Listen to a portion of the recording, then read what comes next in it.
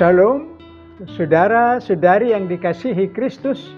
Jumpa kita pada kesempatan ini melalui renungan harian GKI Kuitang.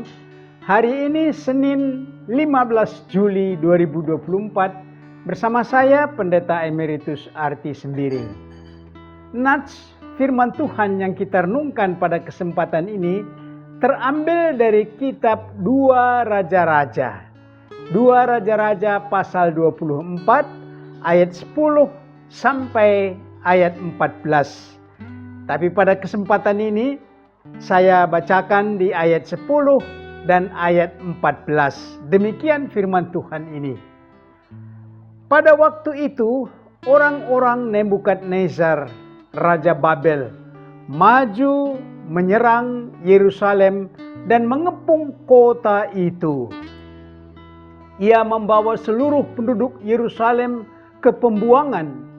Semua pembesar dan semua pejuang yang gagah perkasa, sebanyak 10.000 orang tawanan, juga semua tukang dan pandai besi. Tidak ada yang ditinggalkan kecuali orang-orang melarat dari antara rakyat negeri itu. Demikian firman Tuhan ini. Berbahagialah kita yang mendengar firman Tuhan dan yang tekun melaksanakannya.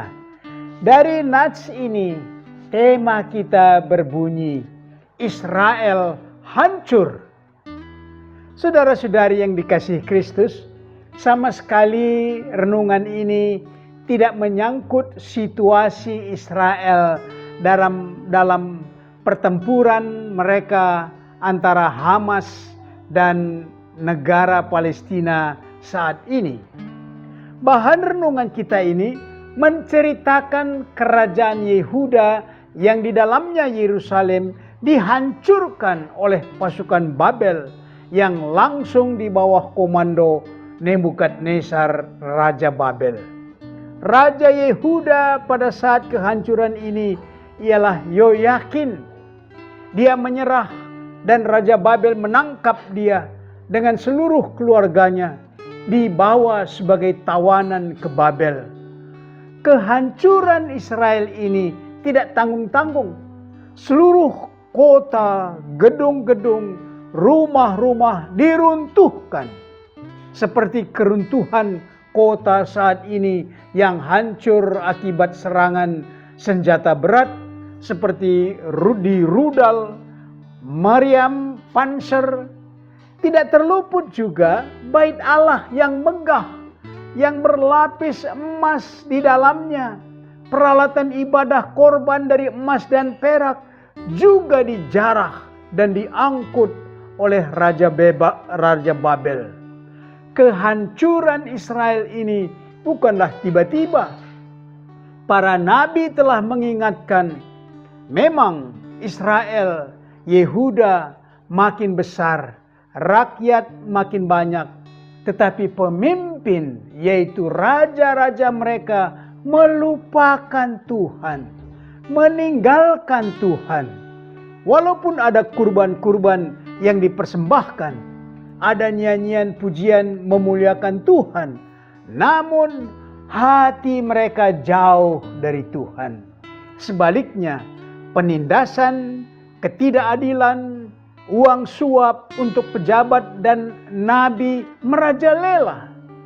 Nabi Amos jauh-jauh hari sudah menegur agar Israel bertobat. Baik Israel Utara atau Samaria maupun Yehuda, Yerusalem. Nabi ini berkata, hendaklah keadilan bergulung-gulung seperti air dan kebenaran seperti sungai yang mengalir. Namun mereka tidak mau memperhatikan. Nabi Yesaya begitu giat menyampaikan firman Tuhan agar mereka sadar situasinya dan mau bertobat. Nabi ini berkata, baik imam maupun nabi pening karena arak, kacau oleh anggur, dan dikemukakan juga konsekuensi, ancaman kalau tidak bertobat. Disampaikan juga ancaman ini. Tuhan katakan, aku akan membawa kamu ke pembuangan jauh ke seberang Damsyik. Israel Utara telah hancur oleh kerajaan Persia, namun Yehuda tetap juga tidak mau bertobat, maka Israel hancur keseluruhannya. Kehancuran Israel tidak menghancurkan rencana Tuhan. Rencana Tuhan telah disampaikannya dengan janji sejak Abraham dipanggil. Itu tetap berjalan. Kekuatan Raja Persia menghancurkan Israel Utara dan kekuatan Babel menghancurkan Yehuda dan Yerusalem ada di bawah kendali tangan Tuhan. Nebukadnezar, Raja Babel, ganas sebagai cambuk di tangan Tuhan menghajar Israel sampai hancur. Namun Raja Artasasta, Raja Kores, Raja Darius, mereka raja-raja Persia sebagai tangan Tuhan yang lembut memperlengkapi Esra, Hagai, Nehemia, membawa kembali umat Israel ke negeri mereka, membangun kembali Yerusalem dan Bait Allah.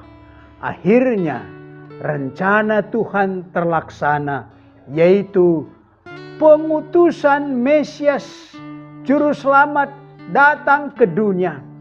Yerusalem dibangun, Bait Allah dibangun. Itu berlanjut sampai Yesus lahir di Betlehem. Mari kita aplikasikan renungan ini dengan pokok-pokok berikut. Pertama, di mana letak keadilan Tuhan menghajar Israel sampai hancur? Yang kedua, menurut Anda, adakah jalan lain tanpa dihancurkan untuk menghajar, menyadarkan Israel akan dosanya? Yang ketiga, apakah Anda pernah dihajar oleh Tuhan? Mari berdoa. Bapa Sorgawi yang penuh kasih, namun Bapa tidak membiarkan dosa merajalela bagi anak-anaknya. Roh Kudus kiranya menjadi penjaga, penolong dan penasihat bagi kami, agar hidup kami tidak perlu dihancurkan, untuk menyadarkan, untuk membangun kami dalam iman. Demikian doa kami dalam Kristus. Amin.